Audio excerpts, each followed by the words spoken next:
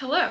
Back in March, my husband and I started a 30-week challenge to see if we could save $30,000 toward our emergency fund in 30 weeks. Today marks exactly 15 weeks since we started this challenge. Since we're officially halfway through this challenge, I thought I'd share how much we currently have saved toward our emergency fund, where each of those income sources came from, and if we're still on track to hit our goal of saving $30,000 in 30 weeks. But first, I wanted to go over more of the emotional cost of saving this amount of money toward our emergency fund. When we first started the challenge, it was a lot of fun. We posted savings trackers and it was really fun coloring those in, and I was really motivated to work extra hours at my job. We also opened up some bank accounts and credit cards in order to make some bonuses. It started out as a really fun game with a lot of momentum and excitement. Of course, the novelty of the idea kind of died down a few weeks, months into it. And if I'm honest, the past few weeks have been extra difficult for me. I worked over 80 hours if you include my full-time and part-time job, and feeling just a little burnt out right now. Working so many extra hours and then cutting back on spending is definitely very tough, because when I'm working a lot of extra hours, typically I'll splurge a little more on fancy coffees and takeout after work, and maybe some online shopping on the weekend to kind of unwind from the work week. Instead, I've been filming and editing YouTube videos and posting those, and I must admit it's been taking kind of a toll lately and I've been feeling very tired.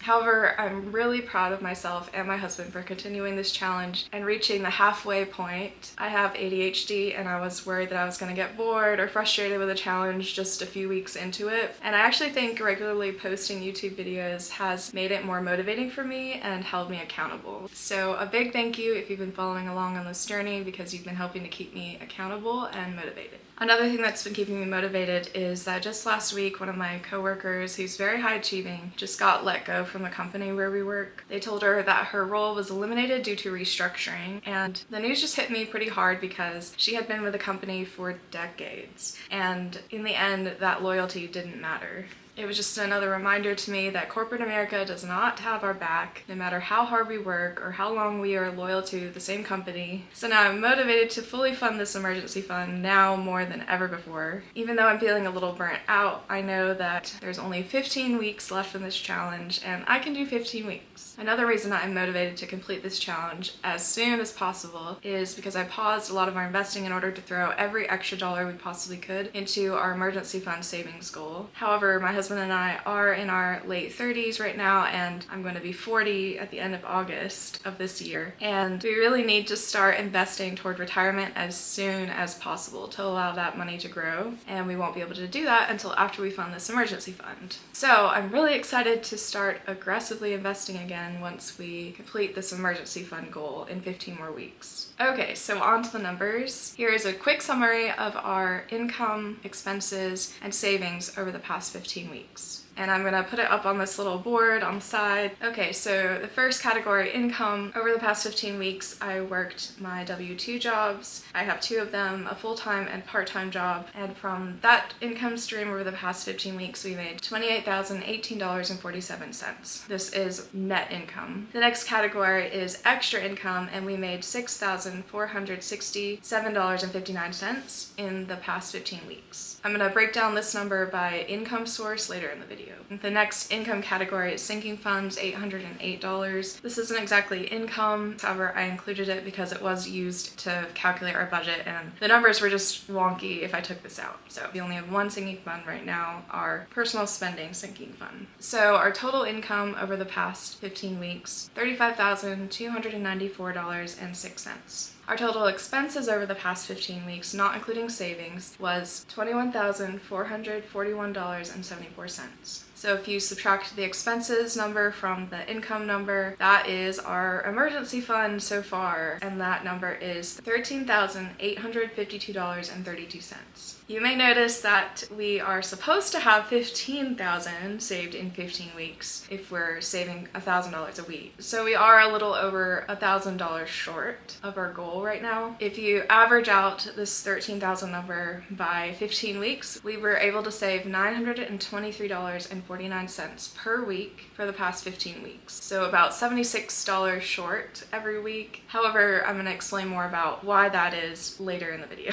So on to the income source breakdown. This list comes from the original video that I posted back in March of this year. So if you're interested in learning more detail about this list, please feel free to go back and watch that video. I did end up adding a couple extra categories that I did not anticipate back in March. Starting with this first category, which is fee refund, I got back $3.05 from a credit card company. They reimbursed an interest charge that I had incurred in the month of May. The next category, convert CoinJar to dollars. I had anticipated we would make $5 for this, and when I went and cashed it in, it was about $12. Next category, Cash Apps. I had estimated we were going to get $20 for this. The only Cash App we received money from the past 15 weeks was Rakuten, and that was $33. I'll be really interested to see going forward how much money we're able to earn in this category, because I did go ahead and download the Upside app. I also have the Fetch app, and I may open up some others as well just to bring in some extra cash. Next category, sell plants. I was anticipating we'd make about $20 in this category. So far I've made $0.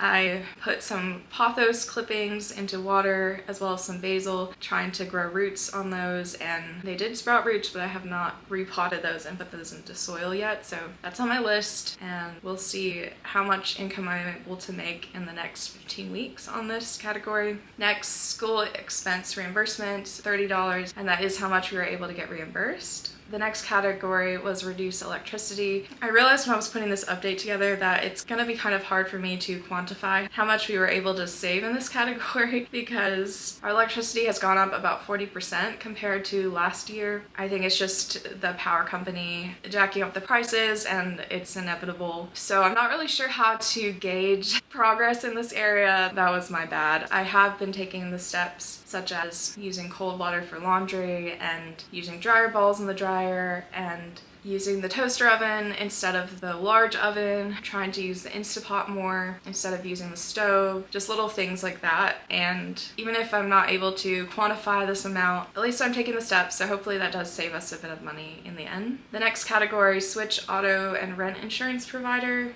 I guesstimated we'd save about $50 doing this. The actual amount that we saved shocked me. I didn't end up switching our insurance provider until last month, and we've already saved $357.52. This includes the difference between the premium that we're paying now versus the premium we paid before. It also includes a check that I got from our previous insurance provider for $243.59. The total that we're going to save in a 6-month period is about $1,629.65, which is a massive amount of savings. I definitely would have switched my insurance provider sooner if I had known that the savings would be this steep. So yeah, if you're looking to save money right now, consider switching your insurance provider because loyalty these days does not matter to these companies. I've been with the same company for over 20 years since I first got my driver's license and just never changed. The company that I switched to had a bunch of promotions such as a new member discount and a discount to bundle your insurance, a discount to pay 6 months at a time, and some other things. I can make another video about it if you're interested in details about that, but you actually end up saving more by switching companies and jumping around every couple years. Kind of like job hopping. So the next category is a new one, DoorDash. My husband picked up a couple shifts and made $50.87.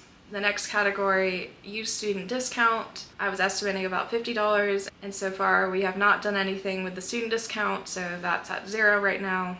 However, I'm hoping that we're going to be able to find some way to use this in the next 15 weeks. Next, yard sale. I was guesstimating about $50 for this as well. We actually haven't done anything with this either, so $0. Next, sell crafts, $50, and we brought in $0 for this as well. The next item, buy in bulk. So far in the past 15 weeks, we've saved about $86.32 in this category. The next category is a new one. I returned some items and got back $162.86. The next item, cancel pest control. We did cancel our pest control service, which was about $39 a month. And so as of the 15-week mark, we've saved about $117 in this category. The next category, auto loan refund. This is a new one. My husband and I recently paid off our auto loan in full, and we got a check in the mail for the difference, $293.72. The next category, gym reimbursement. My medical insurance reimburses up to $300 that you've paid for a gym membership, which is really great. However, I probably won't be able to get this done until August of this year because I need to have all of the gym payments on one receipt, and my husband and I recently changed our type of gym membership. So anyway, we're going to submit that reimbursement later in the challenge. The next category is medical claim reimbursements. I had guesstimated we were going to bring in about $300 for this because we were still paying out of pocket for some of our providers that were out of network. The actual amount that we got back was $833.28. The reason this amount was so much higher than I was estimating was because I found some claims that were submitted back in 2025 that the insurance company had not reimbursed me for yet. There was nothing wrong with the claims that I submitted. There was some kind of error or mix-up, and once I pointed that out to the insurance company, they did go ahead and cut me a check for some claims filed back in 2025. So glad I caught that.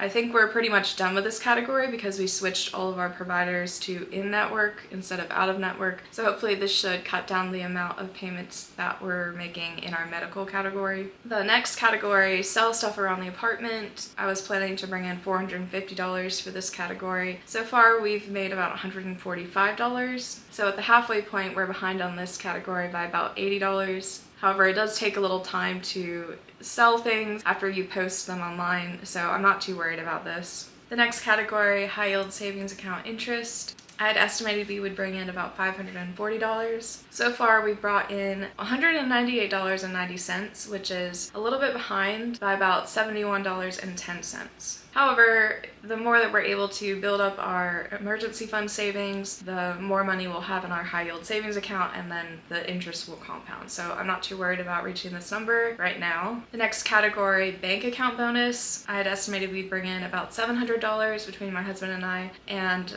we both ended up opening up a bank account with Chime Bank because they had a $350 bonus. So between the two of us, that would have been about $700. However, I misread the requirements to get the bonus. I had even asked AI to help me interpret the requirements, and AI also got it wrong. So the wording of it was just a little bit confusing, and that was my bad. My husband and I decided that instead of opening up another bank account to get the bonus, we were going to open up another credit card to get a credit card bonus. Because we're not in the market to buy a house right now or a car or anything like that. So it's okay if our credit score takes a bit of a hit by opening up multiple credit cards within a couple months of each other. Speaking of credit card bonus, that is the next item on the list for $800. So far we've made $0 here, but we were able to reach the spend for both of the credit cards that we opened. My husband opened up the Chase Freedom Flex card, and I opened up the Chase Premier card. So we should be getting those bonuses in the next month or so. And then we're planning on opening up 2 new cards and start working on reaching the minimum spend to get the bonuses for those 2 cards. So stay tuned on which ones we end up opening. The next item on the list is credit card cash back. I was guesstimating we'd make about $800 in this category, and so far we've earned about $297.31 in credit card cash back in the past 15 weeks. At the halfway point, we should have had more like $400, so we're short about $102.69 in this category. I'm not too worried again about this category either. The reason for this is because we're trying to get the credit card bonuses for these 2 new cards, so we switched all of our spending to the new cards, and because of that our credit card cashback is a bit lower than it normally would. Some of our other cards have up to like 5 or 6% cashback in certain categories, and these new cards that we switched to have cashback amounts of about 1% or 1.5%. So it is a bit lower than normal. However, it's worth it to spend on these new cards in order to get the bonus. So yeah, it makes it worth it, but because of that, our credit card cashback category might be a little bit lower than I'd anticipated, which is fine. I think it'll all even out in the end. The next category is a new one, tax refund. We got back $921 from the IRS. We normally have to pay around like $1,500, $1,600. However, because my husband's in school right now, he qualified for some kind of education credit, and that meant that we got a refund this year instead of owing money to the IRS, which was a nice surprise. So all that money went to our emergency fund,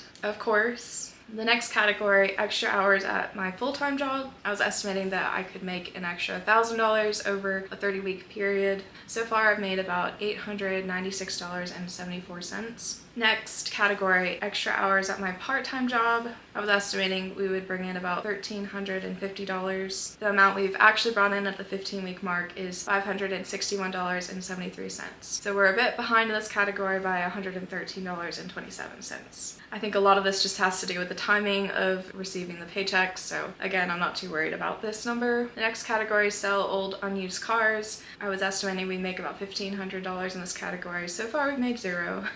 I'm still working on getting some repairs done on our unused cars, and that process is taking longer than I thought it would. Hopefully we'll be able to start selling our cars in the month of August or September. The next category is meal planning and prep. I was guesstimating we could make around $2,400 in this category over 30 weeks. So far, we've saved about $1,071.54, which is about $128.46 short of our goal at the halfway point. However, again, I'm not too worried about this number. I'm hoping that we can catch up a bit in the month of July because we're planning to do a no-buy, low-buy month in the month of July. The next category, spend less. I was estimating about $2,800 in this category for 30 weeks. So far, we've saved about $297.75 in this category, which is behind by quite a bit, $1,102.25. The main reason we're behind in this category is because we've just had a lot of medical expenses popping up every month, and each of these bills has been over $500, so it's been a bit challenging to cash flow these bills while also trying to save a big chunk of money every month. However, once these medical bills slow down, we'll definitely be able to take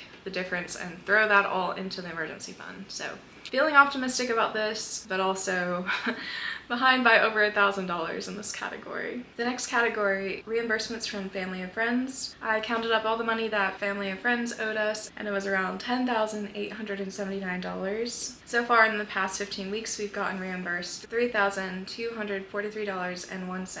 So we're a bit behind in this category by $2,196.49. I talked a little more about this in my May spending video, but it has been proving a bit more difficult than I'd anticipated to get reimbursed money owed to us by family and friends. Part of that is that it's very anxiety inducing for me to have these conversations with family and friends. The other part is the social implications that go along with conversations about money, and it sometimes feels like a minefield where there's all these unspoken rules of politeness surrounding money. That's almost like participating in some kind of awkward dance. So anyway, my husband and I are navigating these conversations as best we can, and we should eventually get reimbursed. It's just taking us a little while, and some of our family members are on payment plans, things like that, to make it a bit more affordable and easy for them to pay us back. If we didn't need every bit of money right now trying to fund our emergency fund, I think we would be tempted to just let people keep the money because it's just so complicated.